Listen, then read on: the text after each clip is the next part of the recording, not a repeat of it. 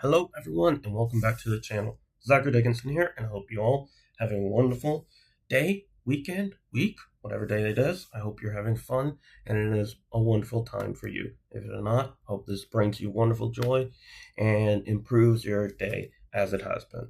So today I will be talking about why the Thrawn Ascendency Trilogy within Star Wars, it is canon, it's not Legends, is my favorite series of all time. Though I've only read about 100 books, closing in on it very soon, about probably like 97 at this point, and I haven't read that many series, this is still my favorite through a wide variety of reasons, and we will talk about all of those, or most of those reasons, today in this video. So, I'll be talking about 6 things. One of those will be a lot longer than the others. It will be about Thrawn, the character himself. What is this trilogy about? What is the story of this trilogy, and breaking down each individual book in the trilogy? Why does Thrawn join the Empire? Thrawn's backstory with Anakin. And then we also have the outer regions, in breaking down the Chiss Ascendency and the outer regions as a whole. So Thrawn, what's this trilogy about? The story within the trilogy. Why does Thrawn join the Empire? And Thrawn's backstory with Anakin, and the outer regions, or the Chiss Ascendency as a whole. So let's get into it.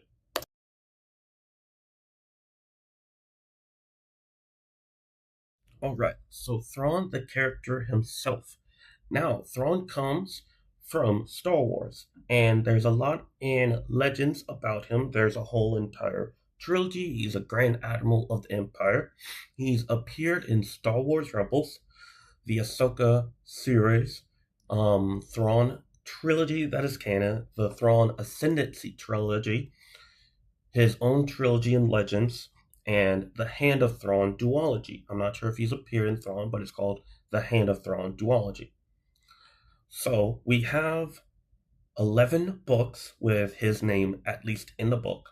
He is in at least 2 different TV shows, and may be involved in the big post-Imperial era-esque type of movie thing that'll ultimately end this era that started with The Mandalorian, has Book of Boba Fett, Ahsoka, and everything in between all that. So who is Thrawn as a character? Thrawn as a character himself, he's a master strategist.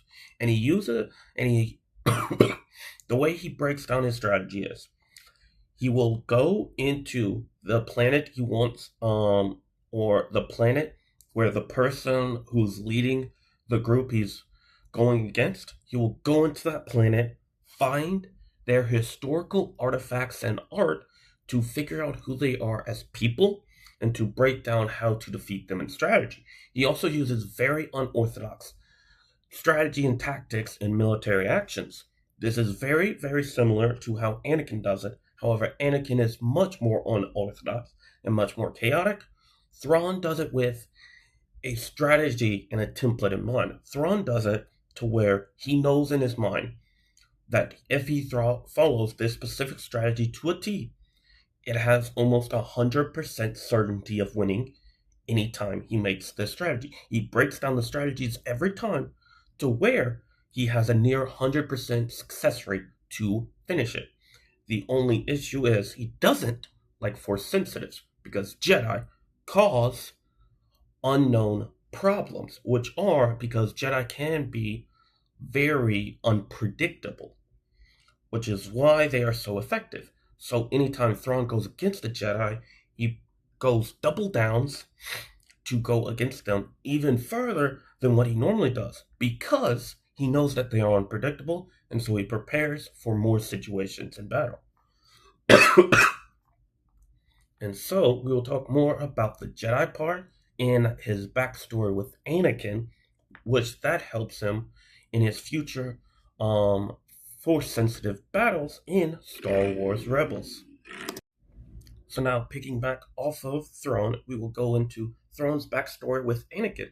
He meets Anakin in book 2 or book 3, and it's in the middle of the Clone Wars, and somehow, some way, Anakin has made his way into the outer regions, and it does have something to do with Padme. Thrawn deduces that Anakin is Force sensitive. Thrawn studies Anakin's tactics and personalities to get a grasp of a Force sensitive Jedi, or just someone of Anakin, someone similar to Anakin in all of his ways. Anakin is suspicious of Thrawn, just like Thrawn is of him, but also recognizes Thrawn's brilliance, as Thrawn does to him.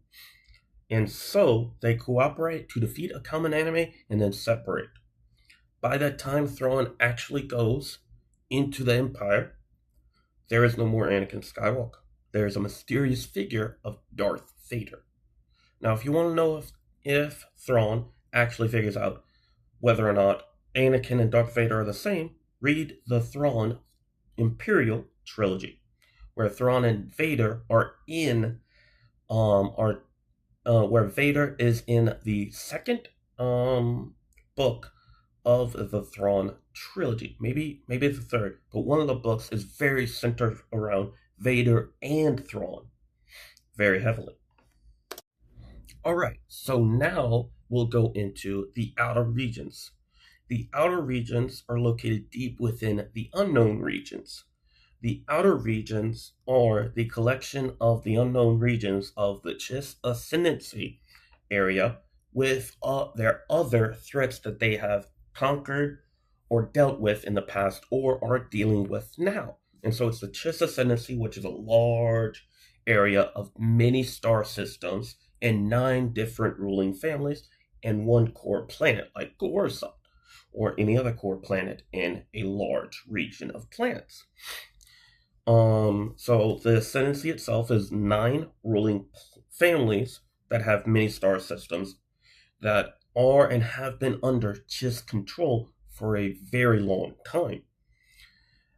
It is also a highly dangerous, because of how poorly mapped out it is, area of the larger Star Wars space, which is why the Chiss use their own children that are somewhat Force sensitive as navigators called Sky Dash Walkers to guide their ships safely as they navigate throughout their own regions. They don't even have a full map of their own regions, which is very, very interesting.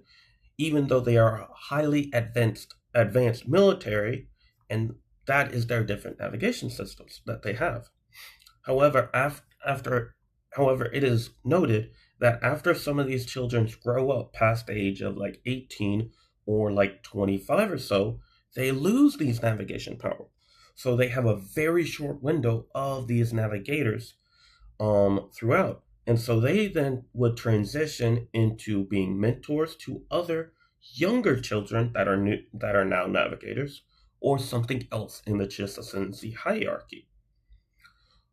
And due to the poor mapping out, as with Star Wars as well, there are many gravitational anomalies, hazards, and hidden powers. So if they don't have a skilled enough navigator, they could lose their entire fleet or starships in one fell swoop because they didn't navigate properly.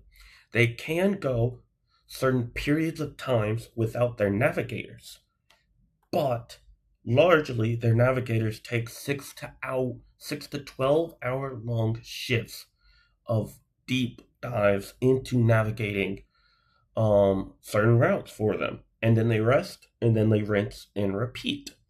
Now, if a battle starts while they're navigating, the navigators are likely to not be involved so that they can hide away and not risk being captured, or since they're on the top deck of the whole ship, if the ship is attacked, they could easily escape, and so they would preserve themselves within the Chiss Ascendancy.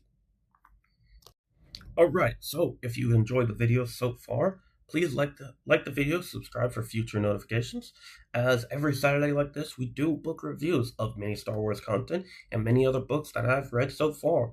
One of the big things that will come out in the near future, hopefully within a month, just whenever I finish it. I'm currently reading the full complete trilogy of Lord of the Rings. I'm also reading a full breakdown of finding Jesus in the Old Testament and how you can do it throughout the entirety of the Old Testament. So those two videos will come out sometime in the near future on a Saturday. Wednesdays, I do TV show content, ranking and explaining some of my favorite TV shows. Mondays are Marvel and DC content, where I break down certain aspects of their cinematic universe, and eventually I will break down individuals, shows, and movies. So now, in the next bit, we will begin to discuss the story and what this trilogy is about. So now we will discuss what is this trilogy about. This is about Thrawn's slow rise within the Chiss Ascendency military as a military strategist and becoming his full realized and complete transformation of a full-blown strategist that we have seen in both Rebels and the Thrawn Imperial Trilogy books and in the Legends books that he is in. We see a deep dive in Chiss politics and ruling families, similar to how we see in normal Star Wars politics as well. We see threats that come from a mysterious external force from outside that Chiss ascendancy. We see moral conflicts that happen between loyalty, law, and survival. There is a hidden danger lurking in the chaos beyond known space that could potentially threaten the Chiss in the near future, even beyond what the actual threat is of the trilogy. This is a military sci-fi political drama trilogy with very few Jedi and Sith involvement. The only Jedi or Sith involvement is Anakin and the Navigators, called Skywalkers. I've always find it funny how they call it Skywalkers. I think it's a play on Skywalker and overall Skywalker saga. And so that Anakin and the Navigators are the only Force sensitive parts of this trilogy as a whole. This is very political centric, very dense of a book of Thrawn always talking and all of their military people constantly talking, and a lot of politics and manipulation constantly going on and threading in and out. So now the second last thing we will go over is the story of this trilogy, which means the last thing will be, why does Thrawn join the Empire? I'm putting it right there because it's pretty much right at the end of Lesser Evil. So if you get towards the end and you haven't read this trilogy and you don't want spoilers, there is a spoiler warning at the end of this video. So there's that. But also, you can just skip to the outro as well if you want that. So now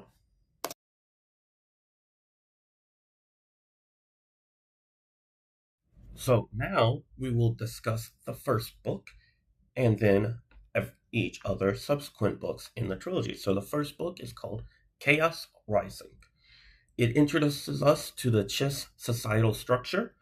The first few pages goes over every important character that you need to know and their relation to what family they're in, what military position they're in, what role they play overall in the specific book. There's also all 9 ruling families. So we're introduced very early and very quickly to Chiss societal structure and their 9 ruling families. So then once we get introduced, Thrawn gets picked up and adopted into the myth, one of the 9 ruling families.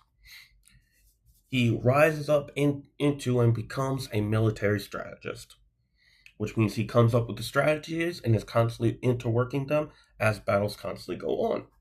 So Thrawn is a rising military officer and strategist, but he is very controversial with his unorthodox tactics, like Anakin Skywalker.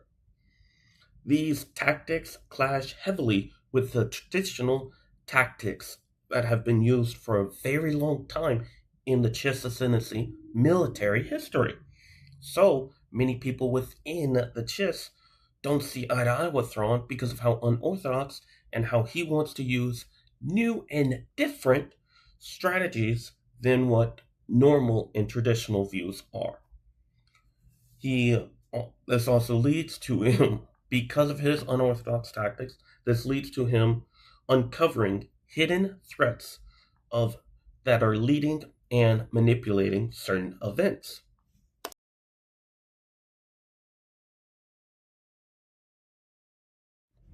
So now, as we continue into this trilogy with Book 2, The Greater Good, we see that the political tensions in the ascendancy are continuing to rise, and there's much turmoil happening due to what Thrawn and those around him in the fleet are doing right now. And so at and the current threat that is ever growing larger and larger is growing, and so the political atmosphere is rising and gathering tension all throughout.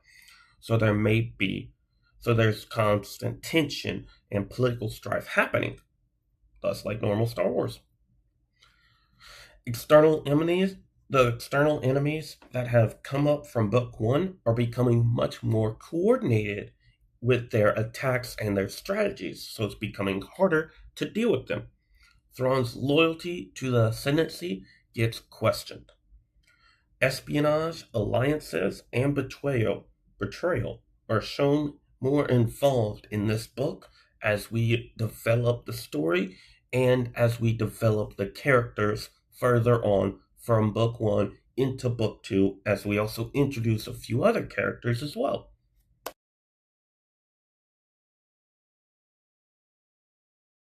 So now, as we head into the last and final book of this trilogy, we are thrown in and see how this enemy finally comes together.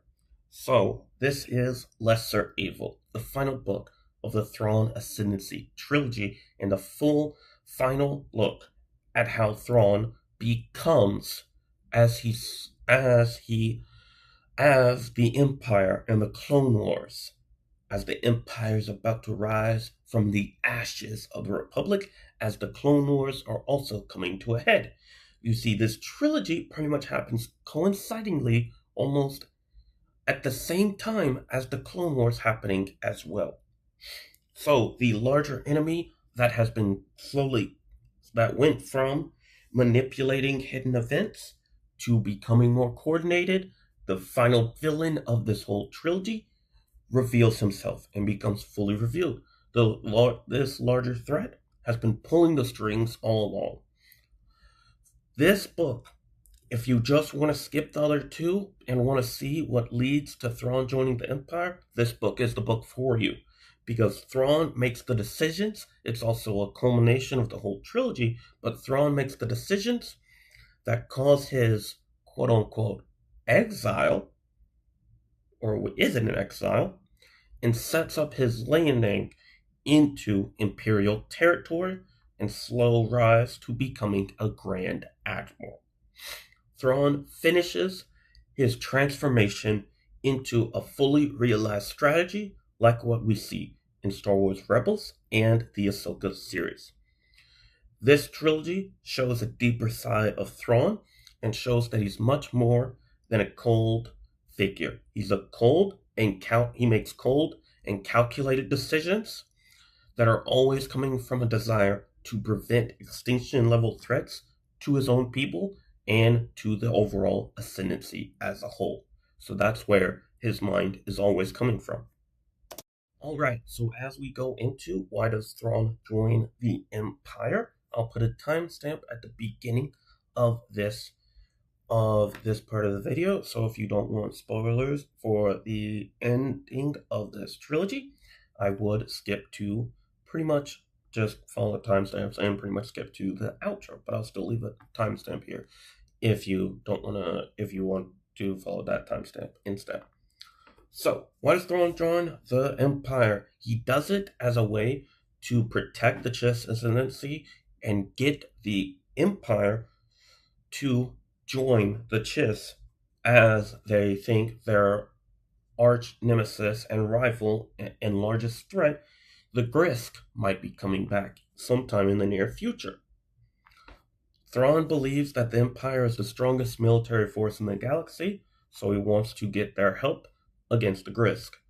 The Chiss are too isolated to come facing their danger alone without help, like the Empire. The Empire is a tool to save his home. Nothing more, nothing less. All bad things he does are still bad things, but all the bad things he does constantly while with the Empire is all in further servitude to protect his homeland sometime in the future, whenever that arises. His whole entire exile is a ploy to easily convince the Empire that he has nowhere else to go and that he has actually been exiled from the Chiss Ascendency themselves. So, that is my opinions and why I think Star Wars, the Thrawn Star Wars Ascendency Trilogy is my favorite series of all time as it stands right now. All right. So, if you've enjoyed this video, like it. If you want to get notified about the latest videos, hit that notification bell. And please join this channel and subscribe to be one of the first. We are at 8 subscribers. Let's get it up. Let's reach the end goal to be at 500 at the end of this year. Hope you all enjoyed this video, and comment below something you found interesting about this video or something you liked about this trilogy. See you all next time, and have a wonderful and blessed one. Goodbye.